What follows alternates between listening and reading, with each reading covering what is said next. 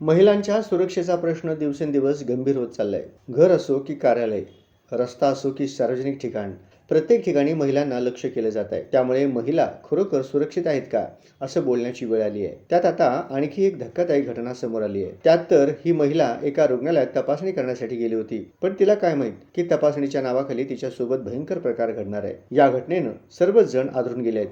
ही घटना सोलापूरमध्ये घडली आहे. सोलापूर महापालिकेचं रामवाडी आरोग्य केंद्र आणि प्रसूतीगृह आहे. या ठिकाणी एक गर्भवती महिला एक्स-रे काढण्यासाठी आली होती. सर्व आवश्यक बाबी पूर्ण केल्यानंतर ती एक्स-रे रूम मध्ये गेली. तिथं गुरुप्रसाद इनामदार नावाचा टेक्निशियन होता. तोच एक्स-रे मशीन ऑपरेट करत होता. त्यावेळी त्या महिलेला पुढे काय होणार आहे याची काही कल्पना नव्हती. एक्स-रे काढायचा आणि घरी जायचं असं तिच्या डोक्यात चाललं होतं. पण पुढे भलतंच घडलं. या टेक्निशियनच्या मनात वाईट विचार आले. त्याने एक्स-रे काढण्याच्या नावाखाली या महिलेच्या मनाला लज्जा वाटेल असे गैरकृत्य केलं.